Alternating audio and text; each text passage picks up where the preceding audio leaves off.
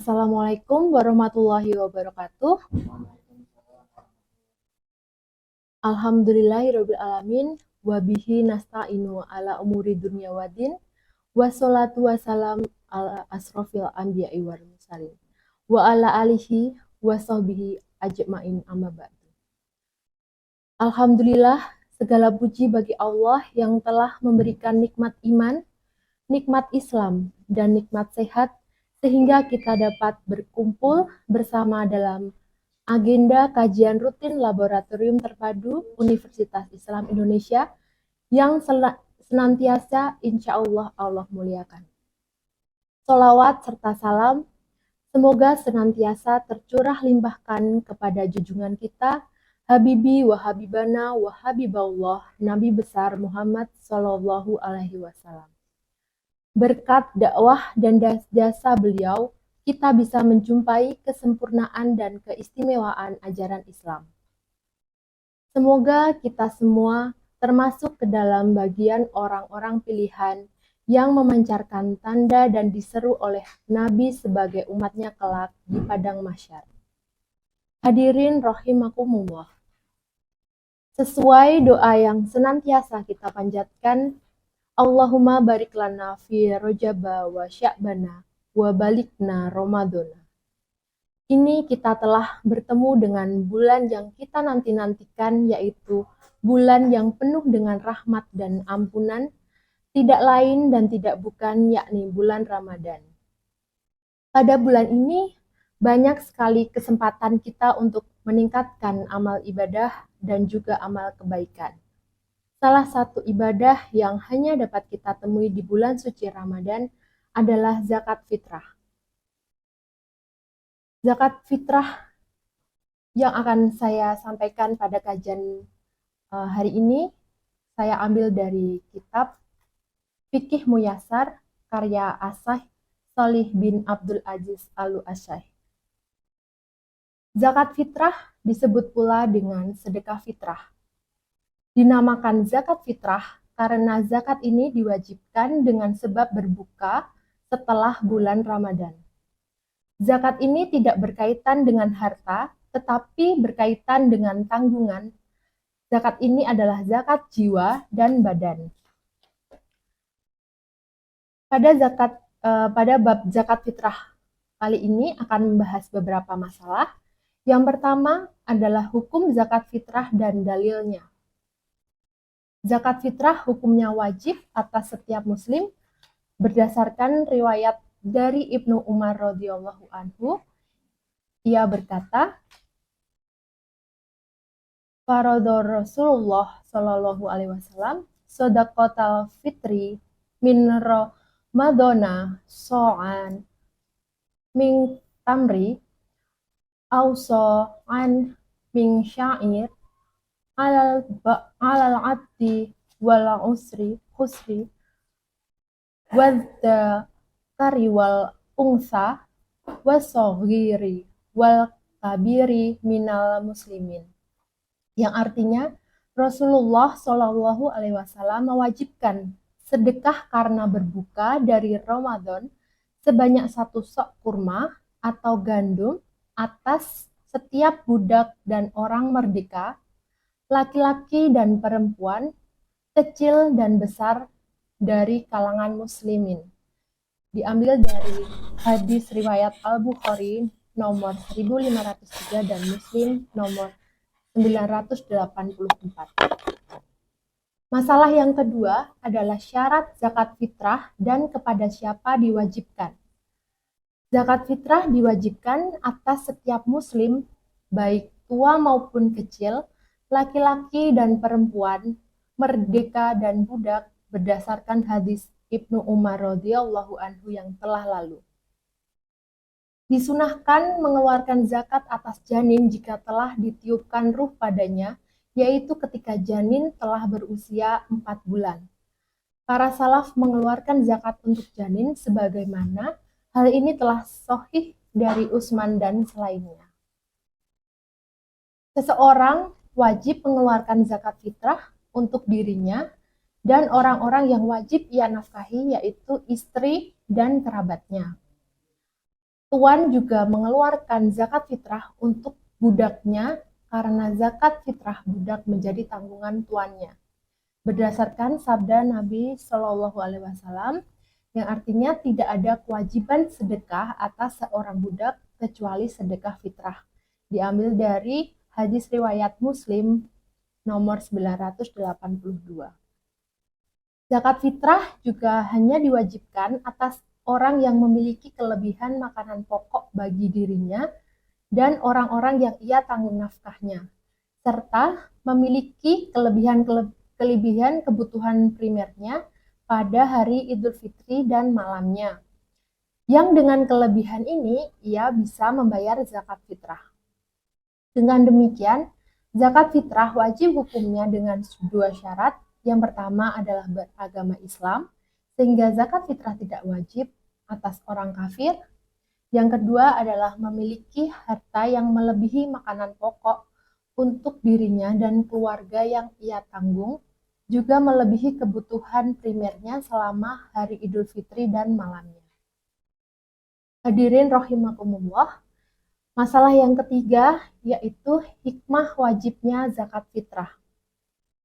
Di antara hikmah wajibnya zakat fitrah adalah yang pertama, menyucikan orang yang berpuasa dari hal-hal yang mungkin dia lakukan selama puasa Ramadan berupa kesia-siaan dan ucapan kotor.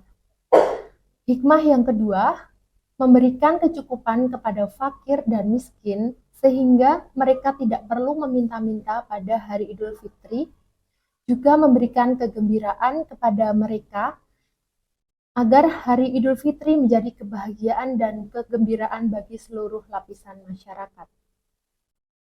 Dalil atas kedua hikmah ini adalah hadis Ibnu Abbas radhiyallahu anhu yang artinya Rasulullah Shallallahu Alaihi Wasallam mewajibkan zakat fitrah sebagai pembersih bagi orang yang berpuasa dari kesia-siaan dan kata-kata kotor, serta sebagai makanan bagi orang-orang miskin. Diambil dari hadis riwayat Abu Dawud, Ibnu Majah, dan Al-Hakim. Kemudian hikmah yang ketiga adalah memperlihatkan rasa syukur atas nikmat Allah kepada hambanya sehingga ia bisa menyempurnakan puasa pada bulan Ramadan dan menghidupkan malam-malamnya serta mengerjakan berbagai amalan soleh lain pada bulan yang penuh berkah itu.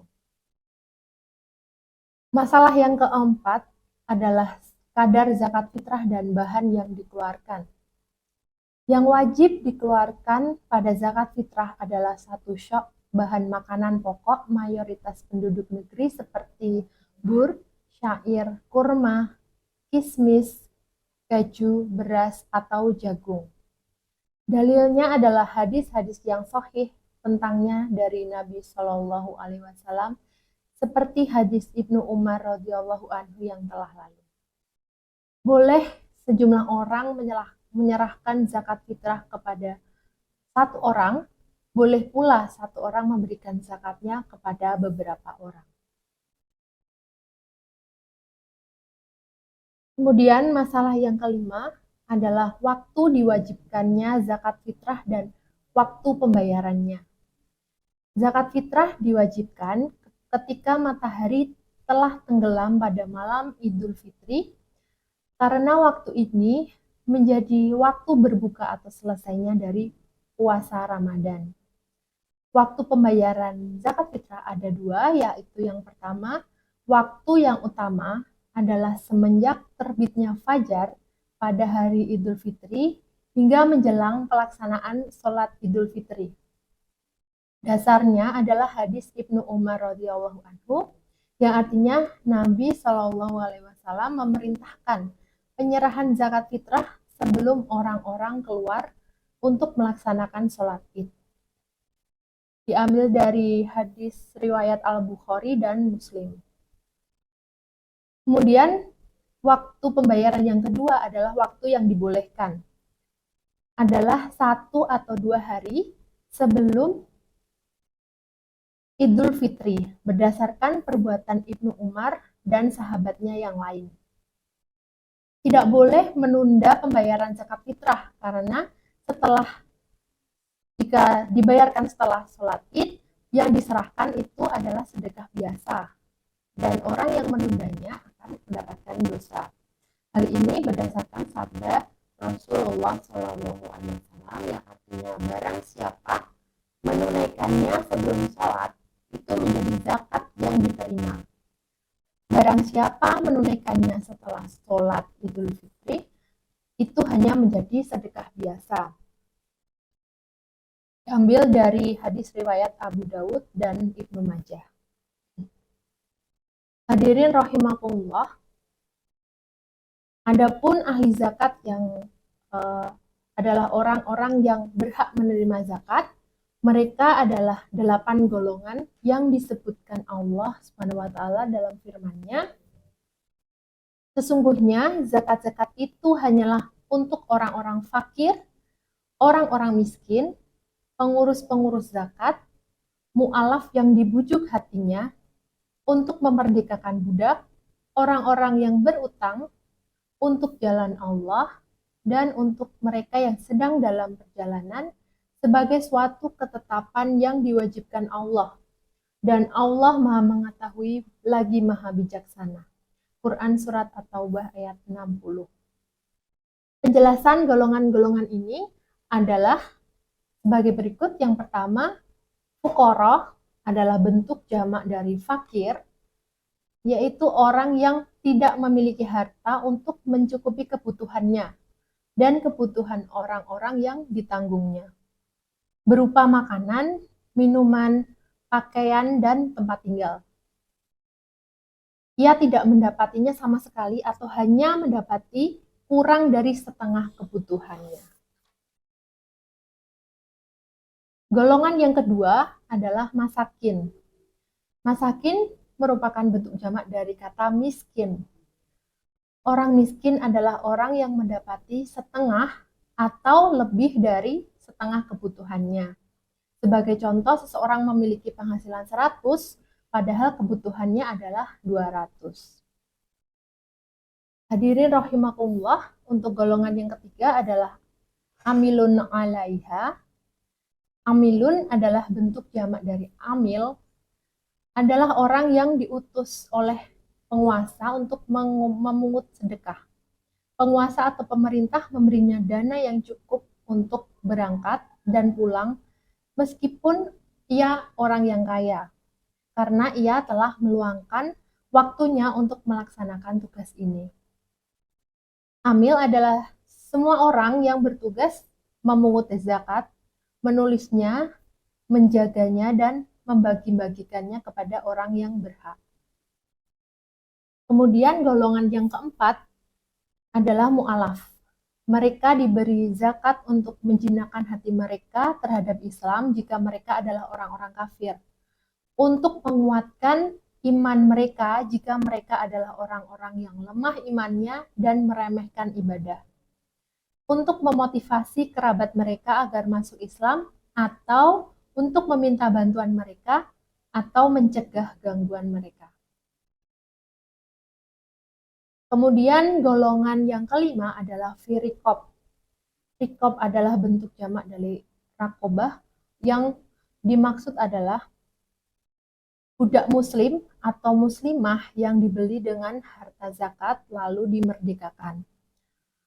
Mukotob atau budak yang sedang berupaya membebaskan dirinya. Ia diberi zakat untuk menutup cicilannya agar menjadi orang yang merdeka, yang bisa mengatur urusannya sendiri, menjadi anggota masyarakat yang bermanfaat, dan bisa menjalankan ibadah kepada Allah dengan cara yang lebih sempurna. Kemudian arti dari rakobah yang selanjutnya, tawanan muslim yang dibebaskan dari tangan musuh dengan harta zakat.